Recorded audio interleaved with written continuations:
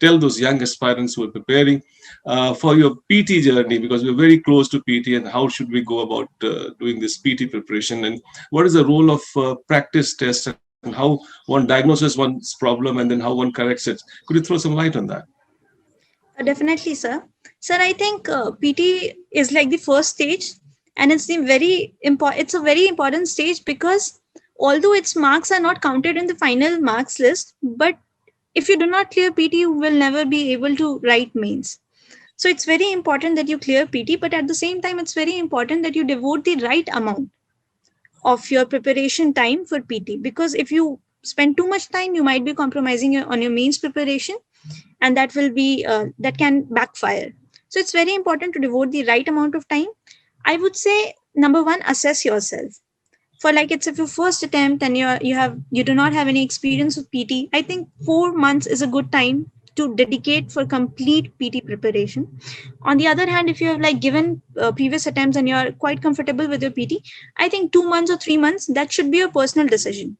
But that much time, dedicated time for PT is very important. Number one. Number two is for PT, you should limit your number of sources. Just keep revising the basic books for the static part. For the current affairs, choose one source, whichever source you have been following or whichever source you like. Choose one source for current affairs, one source on one static source, one source for your static resources. And after these two steps are done, the step number 3 is writing as many tests as possible. Because no matter how much you prepare, you're not going to get all the questions from the set that you have prepared. There are going to be new questions that will knock you off.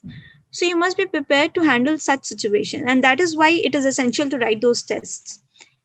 When you have written the test, analyze the tests well. Like if I used to write a test for 2 hours, and I'll not lie, I used to spend 3 to 3.5 hours each day analyzing that test. Because my goal for writing those tests was to learn from those tests. And I used to attempt the test in 3 parts. Like first part, I used to attempt all the questions that I was very sure of. Second part, I used to attempt the questions that were like 50-50. And third iteration, I used to attempt the questions that were like a guess. If I had not been able to meet the X number of questions that I'm supposed to, attempt for the entire paper. So this was my third iteration. While checking also, I used to check my paper in 3 iterations. Number one, in the first iteration, I used to check if I did anything wrong in the first set of questions, the questions that I was absolutely sure of. Because you should not commit any mistake in the questions that you are sure of. Because that is like, khud ke pair pe kulhari marna. You knew that question and then also you are missing in it. And I'm saying it because prelims mein the cutoff marks is also like many people miss it by 0.33 marks.